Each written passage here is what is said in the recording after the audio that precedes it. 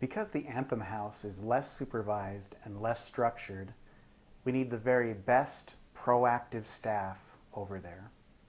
Your first competency is parenting. Being a staff at Anthem is all about parenting.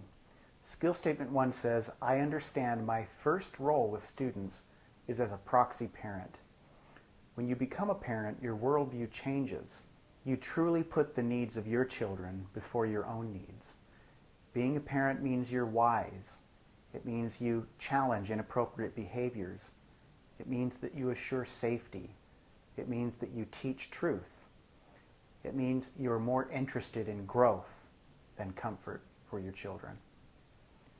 Keep these things in mind as you go about your parenting role at Anthem. And never forget that is the first and most important duty of your job.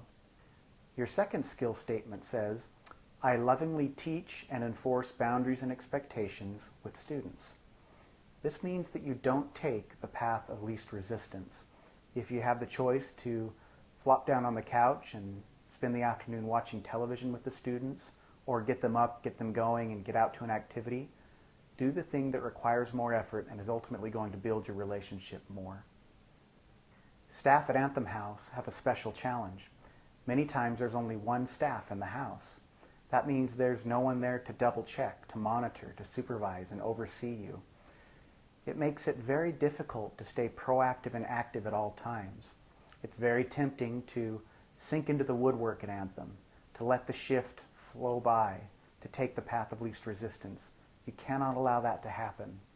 Skipping down to your fourth skill statement, it reads, when less functional choices are observed, I have the eyes to see the poor choice and intervene by setting limits and teaching a more effective way.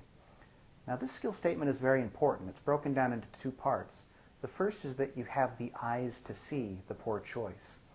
Oftentimes it's difficult for a college student who lives with roommates to see through the eyes of a parent. Sometimes things that are appropriate in your own life as a college student are inappropriate for the students, and it may be difficult to understand the why behind the rule. So it's a skill that needs to be developed, the skill of seeing through the eyes of a parent.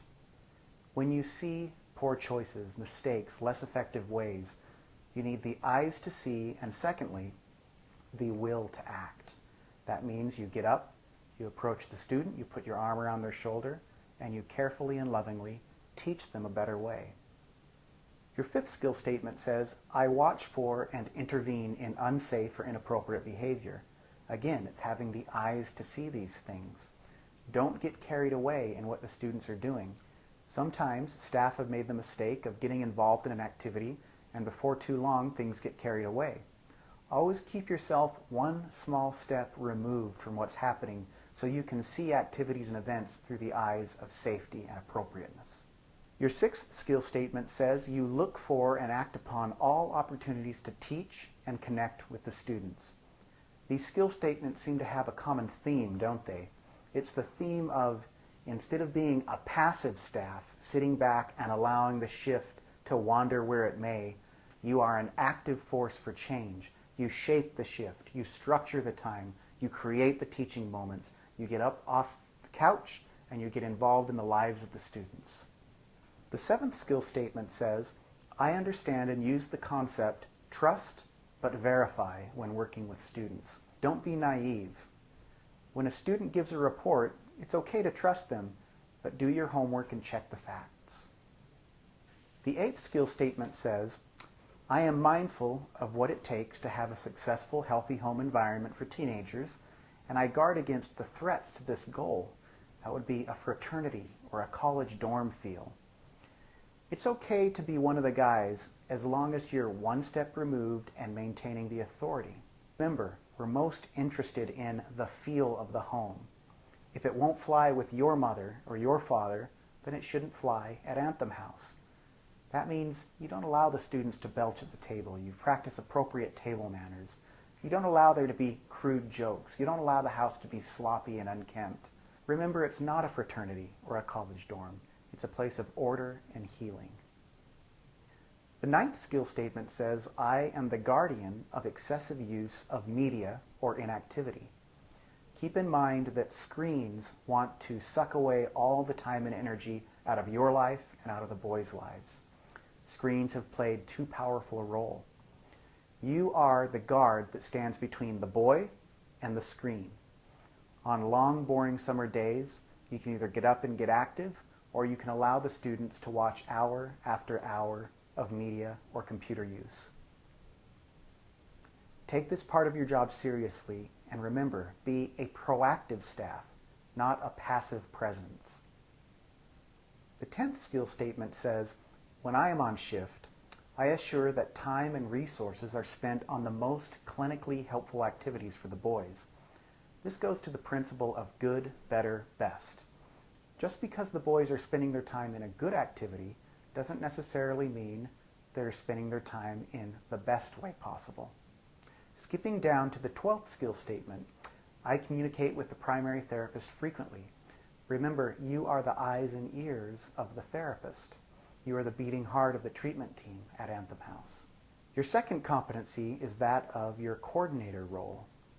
Please take this part of your job very, very seriously. Magnify your calling in this sense. Make the coordinator role more developed, more impactful than your predecessor. Remember, this is not a tack-on part of your job. It's not a side dish. It's very core to everything we're trying to do at Anthem. Your next competency is that of the advocate role.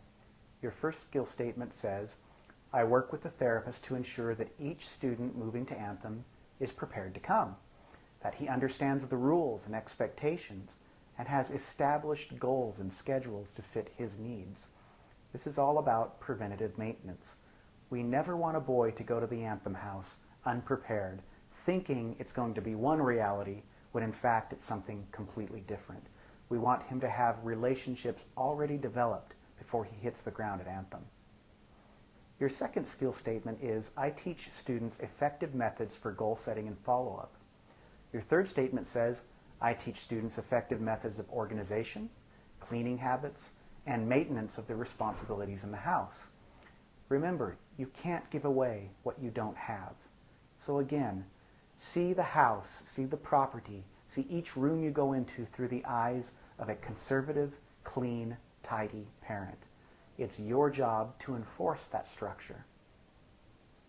Skipping down to the 8th skill statement, I work with the student to help him understand my role as an advocate and foster buy-in by helping him begin with the end in mind. This comes from one of Stephen Covey's 7 habits, beginning with the end in mind. When your students come over to Anthem, if they have no vision of what they can become, if they have no idea of the goal they're there to achieve, then it's going to be difficult for them to get through the ups and downs of treatment at Anthem House. Many students going to Anthem feel like they're there for a vacation from Telos. Your job is to help paint a picture for who they will be, all the benefits they will gain from going through treatment at the Anthem House. Help them understand what the next 5 years of their life will look like if they will only invest and take this part of their treatment seriously. Once you have them bought into that vision, then they'll be much more able to roll with the speed bumps and difficulties of treatment. Remember, in your advocate role, you are the main change agent at Anthem House. It's not the therapist, it's not the program director, it's you as an advocate for your students. Your next competency is that of charting.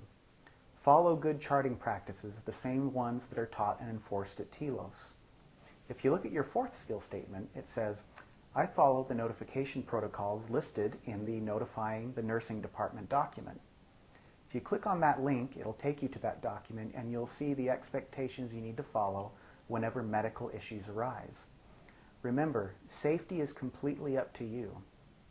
Because you have no nurse on site, you need to err on the side of caution.